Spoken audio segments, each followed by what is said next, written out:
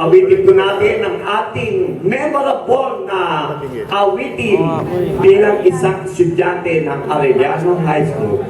Arellano, Arellano, handa't awit. Arellano, Arellano, ang sa amin ay patnubay, pagdudulot ng pag-asa at ng karunungang taglay.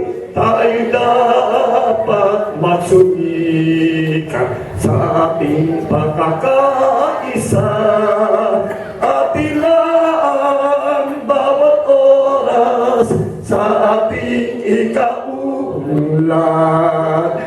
Kaya kabataan, tayo ay magsikap kahit kahirapan, magbabatang lahat sa pag-ibig at pag-asa sa ating pagkakaisa at ilaan bawat oras sa ating ikaulan. Kaya kabataan, tayo ay magsikap kahit kahirapan, magbabatang lahat sa pag-ibig at pag-asa sa dakilang paaralan at ilaan bawat oras sa ating ikaulan.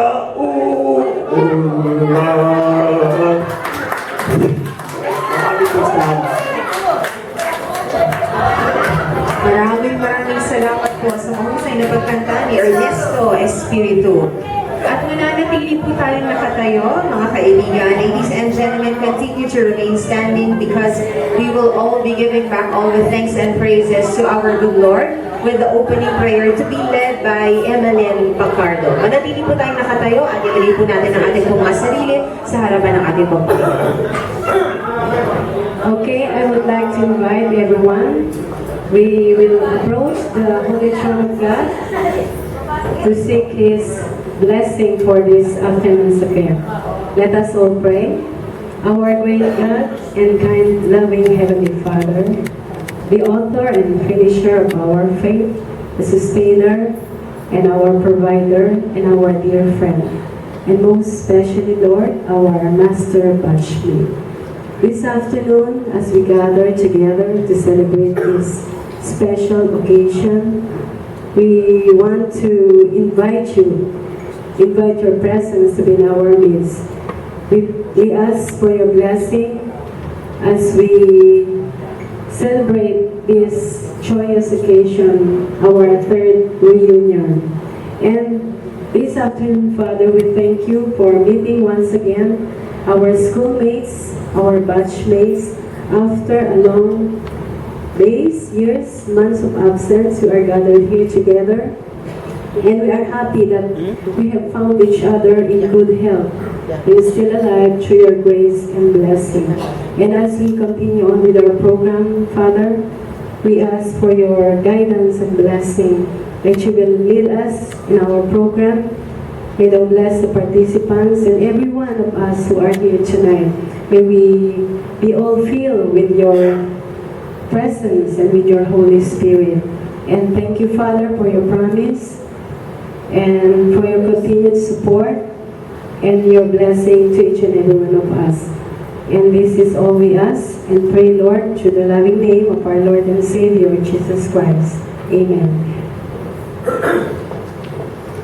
Continue to remain standing and we'll be taking a seat after singing the Lord's Prayer. Samahan niyo po ako sa pag-awit po ng ating po panalangin sa Panginoon. Our Father, who art in heaven, hallowed be thy name.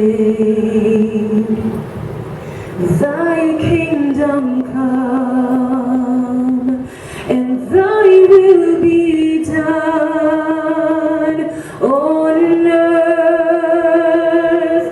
as it is in heaven.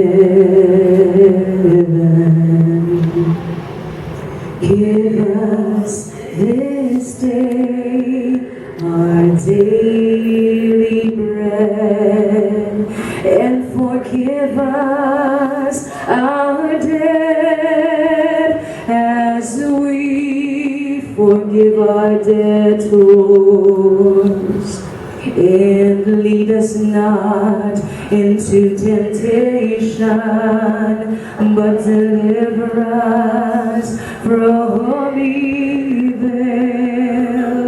For thine is the kingdom and the power and the glory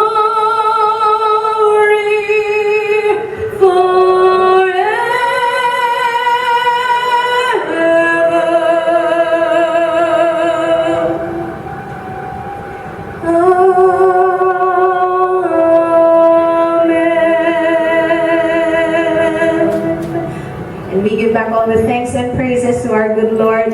Mga kaibigan, maraming salamat po. Makakaupo na po ang lahat. Thank you very, very much. And before I proceed on and have those people special and of course have been selected to give us the opening remarks, we will be jumping right now to a very, very inspirational talk, calling back in Emeline Bacardo. Palakpakan po natin mga kaibigan. Good evening to each and every one of you. My part this afternoon is at the same part that I had last year.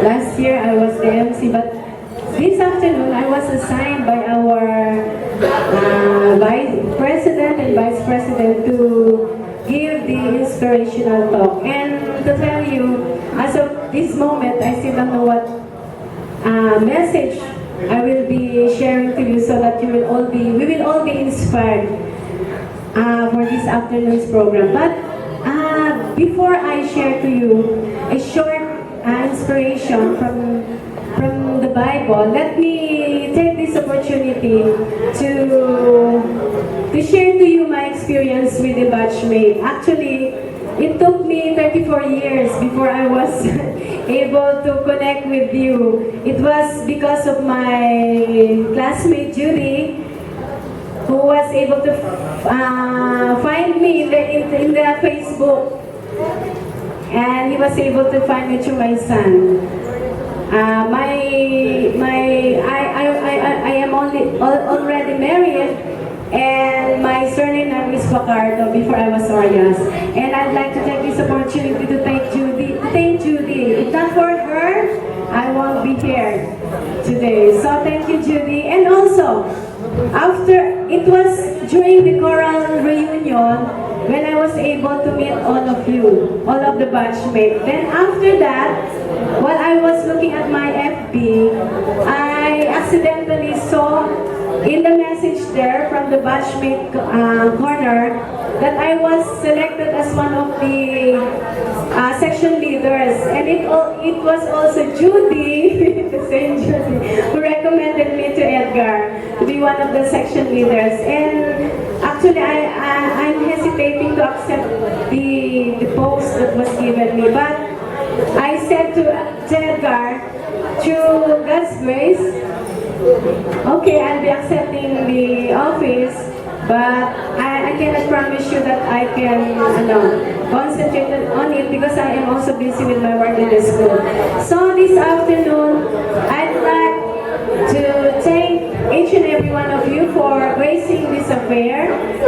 And I know that this joyous affair is something that we cannot be always silent, because we are all excited to meet each and every one of us after a month of absence. Kailan tayo nagkita-kita ulit.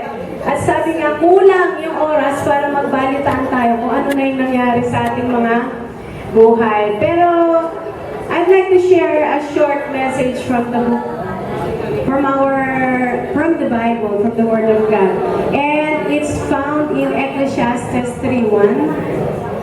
You know, that famous verse in Ecclesiastes 3:1, it says here, I already written the verse. Sabi nito, to everything there is a reason and a time to every purpose under heaven.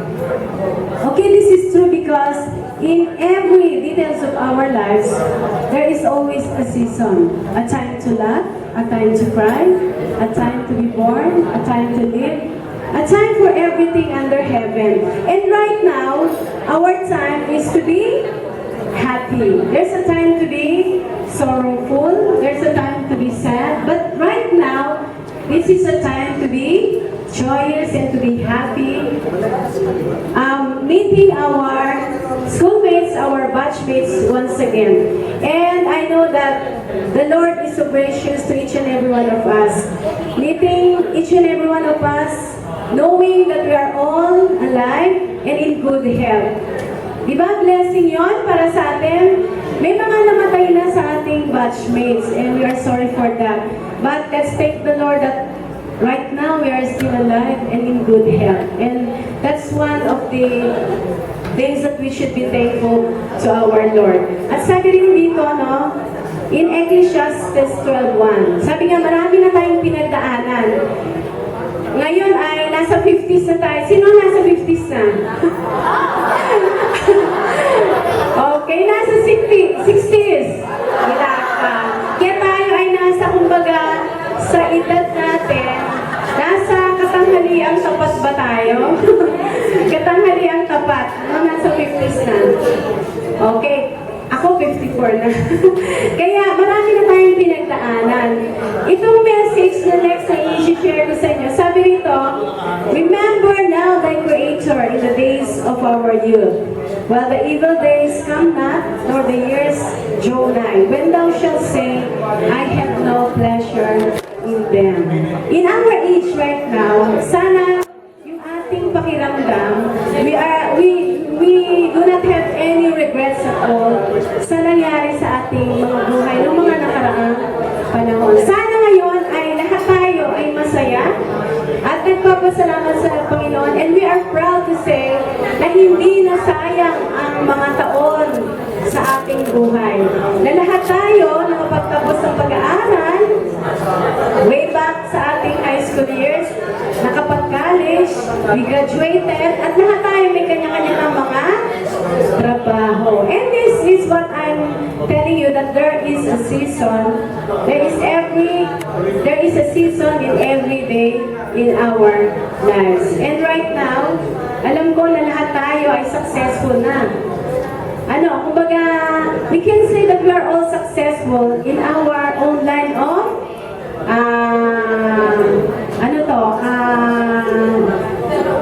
yung profession na narating natin. And I can say na ako sa akin, I'm thankful to the Lord na ito yung naging buhay ko. And of course, sana kayo rin ay nagpapasalamat sa Panginoon na kayo ay narating nyo yung narating nyo sa inyong mga buhay. At natutuwa naman ako makita yung mga classmates ko at yung mga batchmates na successful na sila. At ngayon nga, itong okasyon natin ay nagpapaalala sa atin, mga batchmates, na sa mga panahon na pinagdaanan natin, sa panahon na ng kasalukuyan, let us all be reminded by the word from the Bible. Ito yung last text na nais kong i-share sa inyo. It's found in Ecclesiastes 12:40. Sabi rito, for God shall bring every work into judgment with every secret thing, whether it be good or whether it be evil. Sana through God's grace and through God's blessing, ay masubukan natin sa ating buhay na yung nangyari sa ating buhay sa maraming panahon, ay we can say to God that we have done the purpose that He has given us. Na kung ano man yung bahagi na binigay ng Diyos sa atin, nagampanan natin, ay nagampanan natin ito ng matagumpay sa pamagitan ng kanyang tulong at gabay. And this afternoon, I would like to thank each and every one of you and to congratulate each and every one of you for the success that we have reached in our lives. And sana today sa ating pagdiriwang, Huwag natin kalimutan ang ating Panginoon at huwag natin kalimutan na nandito tayo hindi para pag-usapan ang failures ng iba, kundi pag-usapan natin, celebrate ang success ng bawat isa sa atin at i-congratulate natin ang bawat isa sa atin, ano man yung na nakita natin nararating ng ating mga batchmates. And to all of you, I hope you will be blessed with our program tonight. And I'm glad to see our President na nandito ngayon para makasama natin and to celebrate with all the blessings that God has given us today. So thank you, and I hope we will all be blessed by the program. Thank you. Thank you very, very much. An inspiring talk that was coming from Ms. Emily Fajardo. Maraming salamat po. And indeed, ladies and gentlemen, before we proceed on, syempre po, hindi po makukompleto ang ating po celebration at programa without those people who have stood behind, as I can see, all of the reunions and all of the gatherings that you have had. Sila po siguro yung naging inspirational at naging instrumental also for everyone that is here to be bonded. It is a milestone and such an accomplishment para po sa inyo. Coming from me, congratulations also to each and every one of you for continuing on celebrating with each other. And right now, we'll be calling on to welcome all of the wonderful people here and to those who have come over from far places. Pwede po ba natin bigyan ng malakas na palakpakan? Let's give a big, big round of applause first as we listen to the opening remarks coming from the Vice President, Mr. Edward Ten. Palakpakan naman po natin.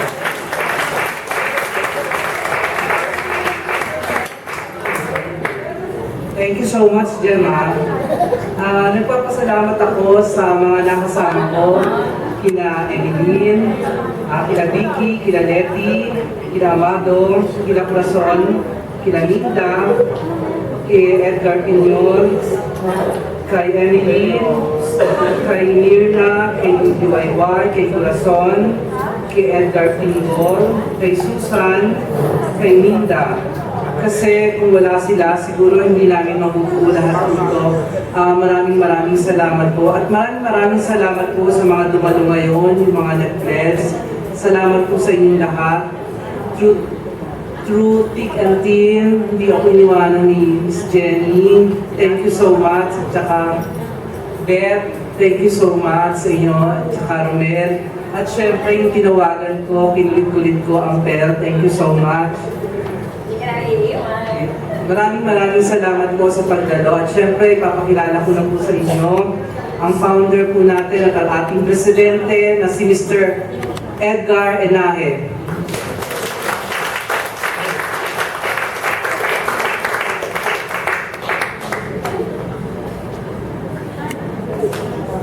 Good evening, gentlemen, everyone. Vice President Edward Teng, thank you very much. Gaya nung sinabi niya kanina, ako rin nagpapasalamat sa ating mga officers.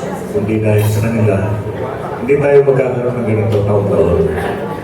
At nagpapasalamat ako sa bumubuo ating reunion.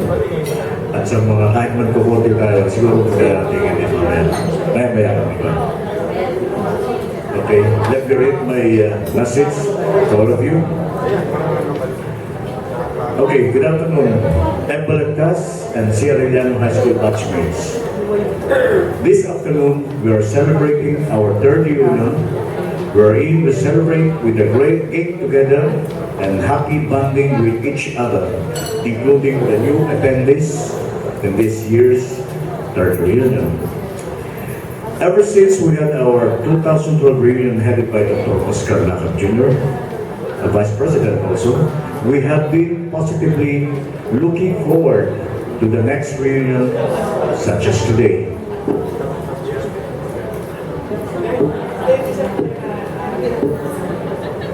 This time, Edward Teng initiative and leadership these reunions are trying to materialize because some are confused and some prefer to be silent for some time due to another group. Amazingly, we are all here gathered as one big family and multiplied in number just like a growing mushrooms. Anyway, we cannot deny the fact that we started to conceive this group since 2010. And with that assurance that we will keep bonding it together, nothing will change except the group name. Moderately, I started or created the group, and I'm sorry, I think I'm responsible to close the group if I would be like to, or if I would like to. Due to some members here and maybe from abroad, request or demand, but if I will, the group, or let's say the group, will rather be, or rather end this membership. What are my ultimate objective and intentions for community and branch days be can if they only see I put it to leave behind collect right to whom we don't membership will keep free from the affection allow me this position where a member form and of the basis of communication membership we might visit you or officers will visit you to open the line of communication up to all members of the group from the purpose like this. Last year, we host our reunion in Dela Gran Open House. It was attended by more than 120 members of the 120 batchmates. Tonight, me and the rest of my officers and members are very happy and delightful to know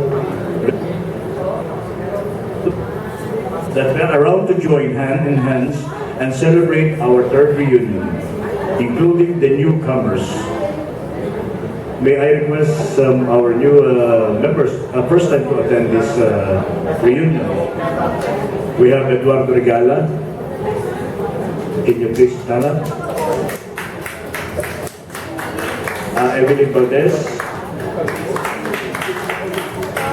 Ang Gabriel Tatoy. Yeah. Lilian Alarte from USA. Okay, Mr. Henry De La Peña.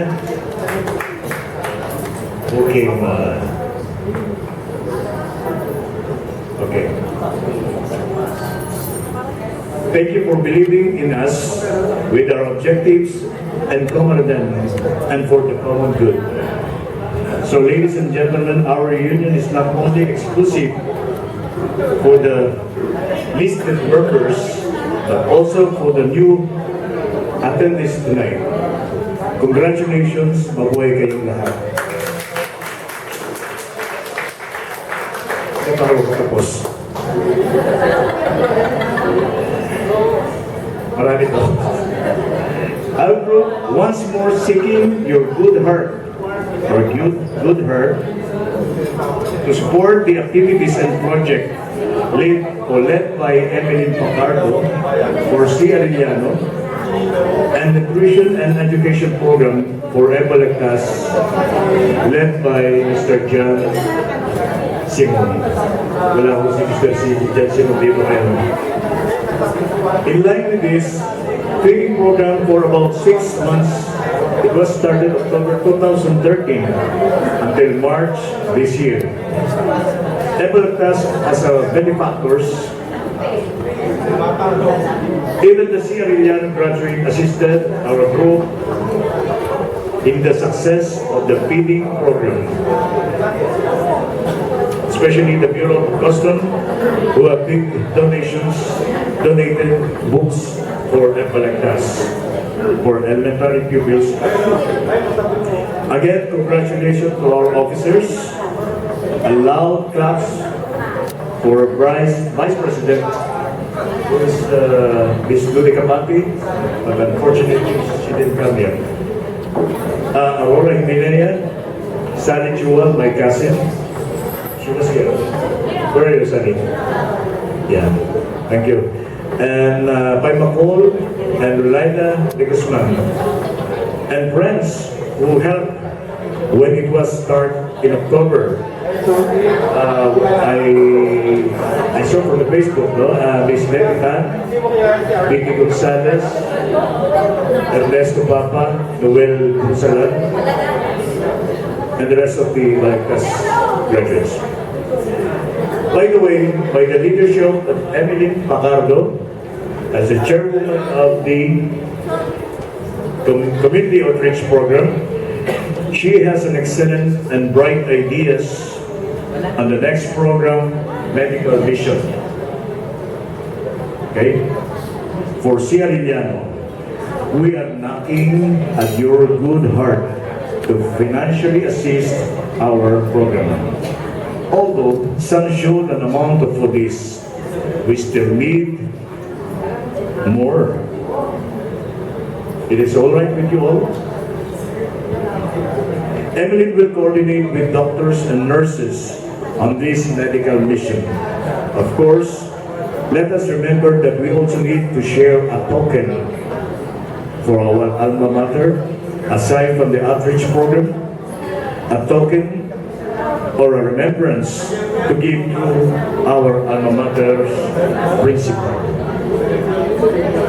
Looking back at the Christmas party in Abalacas School attended by more than 17 batchmates or members, others did not make it for their own reasons.